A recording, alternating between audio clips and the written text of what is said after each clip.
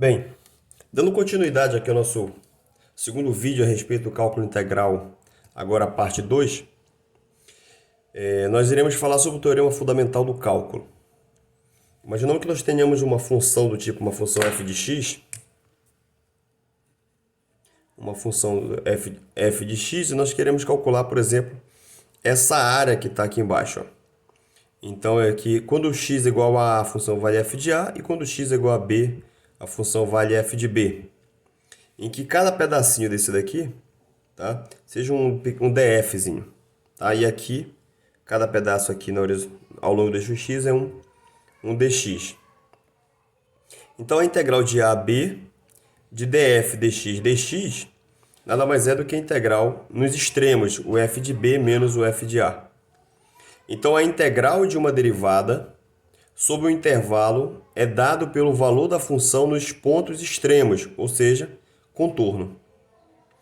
E esse aqui é o chamado teorema fundamental do cálculo, né? Em que o valor da integral basicamente é a diferença das funções nos pontos extremos. E aí a pergunta, e o teorema do cálculo, né, o teorema fundamental para os gradientes, né? Se t é uma função escalar, nós vimos que o gradiente ele atua sobre uma função escalar e tem como resultado uma função vetorial. Então, digamos que nós temos, por exemplo, uma partícula saindo desse ponto aqui, que nós podemos chamar de um ponto A até um ponto B, em que aqui nós temos o elemento de comprimento chamado de dl1. A integral de A a B, através desse contorno, que é o contorno C, do gradiente dessa função escalar dl1, é exatamente o valor da função nos extremos. Ou seja, o valor da função em B, esse B aqui um vetor, né? Menos a função t num ponto A, vetor. Porque essa partícula pode estar no espaço, né? Não necessariamente sobre uma linha.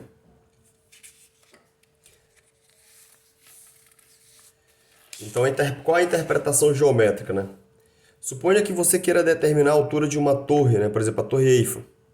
Você pode subir as escadas, usar uma régua para medir a altura de cada degrau e somar tudo, né? Todos os degraus. A soma de todos os degraus vai ser exatamente a altura da torre. Esse é o lado esquerdo dessa integral aqui. Ó.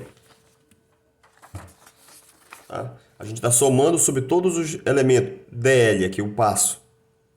Ou, de uma outra maneira, você poderia fazer o seguinte, né? Você pode colocar um altímetro no topo e na base e fazer a diferença das duas leituras. Esse é o lado direito, o valor da altura no topo menos o valor da altura do lado direito. Então, o lado esquerdo dessa integral aqui, quando você leva em consideração a soma sobre todos os elementos de comprimento, o tamanho do passo, e aqui o lado direito já é o resultado da integral. Você pega a função nos extremos.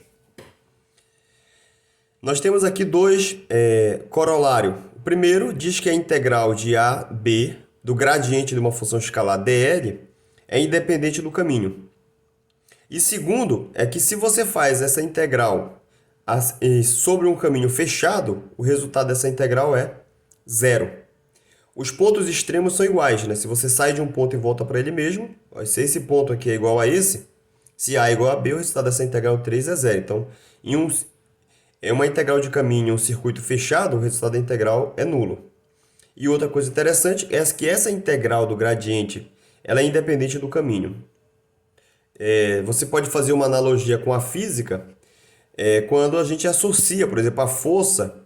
Se a força é conservativa, a gente pode escrever ela como sendo menos um gradiente da função energia potencial. E a gente consegue demonstrar que a integral do grade de UDL em um caminho fechado é zero, né? Consequentemente, a gente está associando aquela força como sendo uma força conservativa. A gente viu, né, que a integral pode depender do caminho. Quando ela não depende do caminho, é porque o campo vetorial é um campo conservativo. Então, na física, a gente tem alguns exemplos. Por exemplo, o campo elétrico pode ser escrito, né? Se esse é um campo conservativo, então a gente pode dizer que ele é menos o gradiente de uma função escalar, no caso, o potencial. Consequentemente, a integral de AB de E dl igual a zero quando A é igual a B, ou seja, em um caminho fechado, essa integral é zero. Ou seja, o campo elétrico, né, é um campo conservativo. Então, a integral de E dl igual a zero, por quê? Né? Porque esse E a gente pode escrever como sendo menos o gradiente do φ. E aí, utilizando o corolário número 2, a gente mostra que essa integral é zero. Lá na mecânica, a gente mostrou, né, que a definição de trabalho, que o trabalho é a integral de F escalar dl. Se F é uma força conservativa, então o trabalho, por exemplo, aqui, ó, a partícula está no ponto A, ela pode chegar no ponto B. Ela pode seguir o caminho de A a B direto pelo caminho C1 ou pelo caminho C2. Se a força é conservativa, então o trabalho pelo caminho C1 é igual ao trabalho ao longo do caminho C2. Ou seja, o trabalho é independente da trajetória, quando a força é uma força conservativa. Se F é uma força conservativa, então a gente pode escrever ela como sendo menos o gradiente da energia potencial.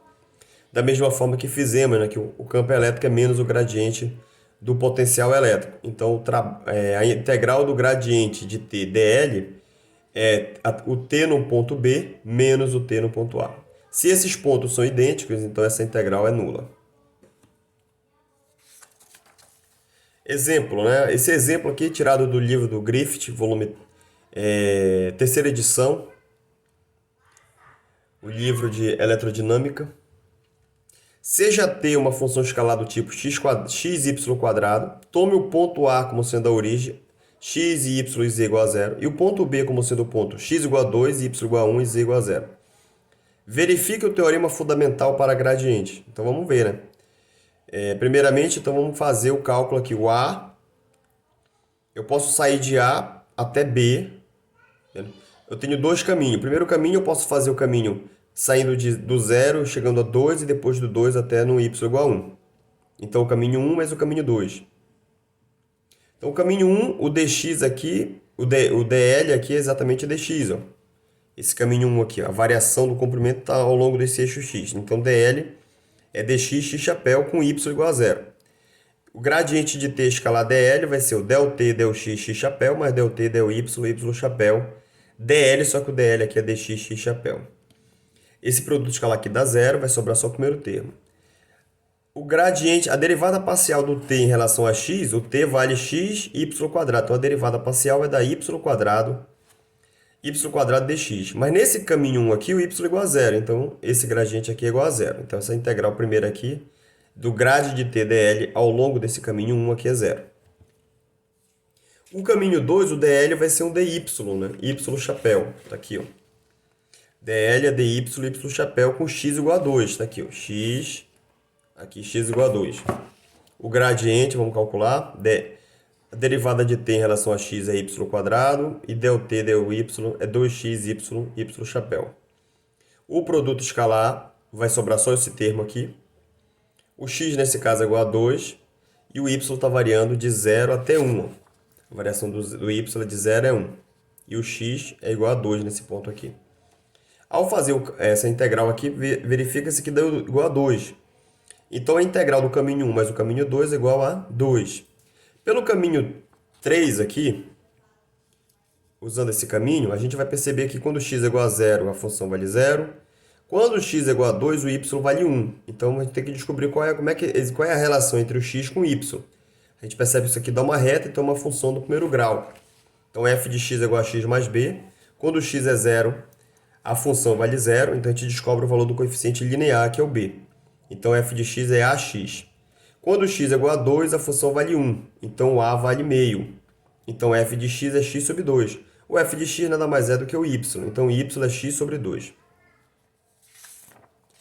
Então, o dy é meio de dx. Então, dl é dx x chapéu mais o dy y chapéu. Sendo que o dy é meio de dx. Então, esse produto escalar aqui do gradiente de t com dl vai dar y quadrado dx mais xy dy. Se você escreve que x, existe uma relação entre y e x, né, em que y é metade de x, e, consequentemente, eu posso escrever toda essa expressão aqui dependendo só de dx, com x variando de 0 a 2. Essa integral dá igual a 2. Consequentemente, a integral pelo caminho 3 é igual à soma da integral do caminho 1 mais o caminho 2. Consequentemente, esse t aí, a gente pode dizer que ele é um campo, nesse caso aqui, né, um campo escalar, né, mas a integral é independente do caminho nesse exemplo. O teorema fundamental para divergente diz que a integral de volume do divergente do campo vetorial é idêntico à integral de superfície, dada uma superfície fechada, de E escalar dA, em que esse E é o campo vetorial. O teorema de Gauss é conhecido também como teorema da divergência ou teorema de Green. Tá?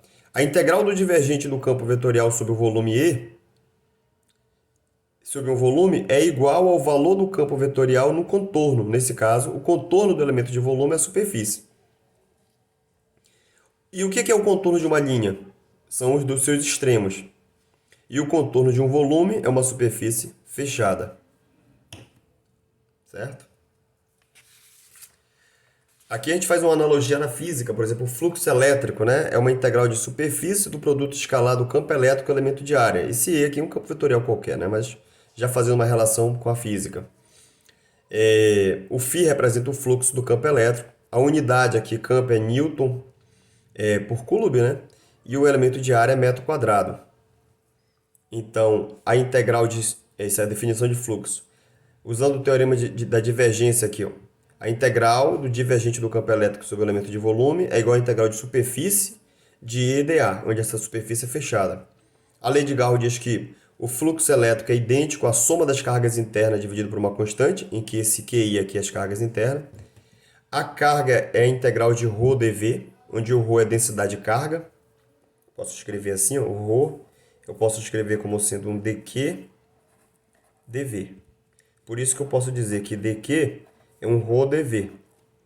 Então, se eu integro isso aqui, então aqui a carga vai ser a integral de ρ dV.